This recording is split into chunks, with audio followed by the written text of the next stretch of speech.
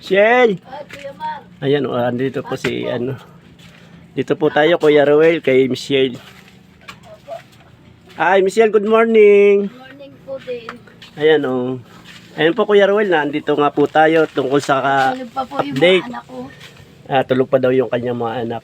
Ay, Update lang, Michelle. Kasi, yung pinabalik ako ni Kuya Ruel dito. Opo. Para nga tungkol doon sa iyong kahilingan. Opo. Sa ngayon, sabi niya, naka-line up yung mo. Pero, meron siyang paunang tulong sa iyo Opo. na pambili mo ng gamot, pambili mo ng mga pagkain. Pero, kailangan, mabili mo, ano ba mga gamot yung kailangan mo? Ang kailangan ko po yung maintenance ko sa hika. Isip nga ako, Kuya Mar, kasi yung anak ko walang pambaon. Ayun, walang pambaon nga ang kanyang anak. Nag-aaral po kasi ng grade 12 ay... So, pinaanuhan ka muna ng paunang pero baka, yun nga, naka-line up ang iyong, kung si Ate Percy ay makarating dito, o yung kayong bahay mo, para makita kung paano ang gagawin. Pinapunta nga ako ni Kuya Ruel. Ngayon, ibibigay ko ito yung paunang tulong lang sa iyo, para sa iyong gamot, at saka eto, kuitahin mo, Ay, salamat po, kuitahin mo, Kuya. Ate Michelle. Yung Maraming pabigay ni, salamat po, Kuya. yan, napapaiyak po si Michelle, Kuya Ruel. Kausap ko nga si Kuya Ruel. Talaga ako kapera-pera. Ako nga po inangutang na lang.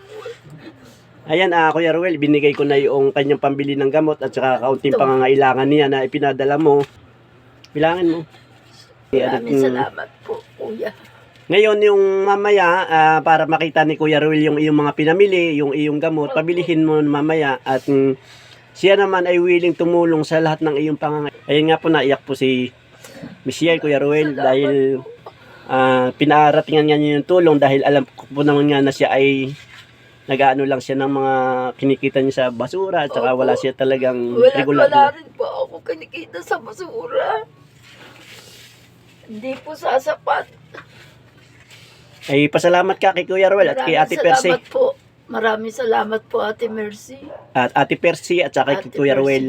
At Kuya Ruel po. So, sabi nga ni Kuya Ruel ay dadalhan ka muna ng paunang tulong para sa iyong gamot, sa iyong mga pangailangan, kung anong gusto mong bilhin. Salamat din po, Ate Percy. At kay Kuya Ako po ay Ruel. naglalaba at saka maraming salamat po, Kuya Ruel. Ako po ay naglalaba at yung aking anak ay pumasok. Yan. Ayan, Nagbilang ko nga lang po ng baon na 100. ayun, nakabawas ka rin ng baon niya. Opo. Yun po, nabigyan din daw po niya yung baon ng kanyang anak at saka yung kanyang mga binili na yung mga pangangailangan niya.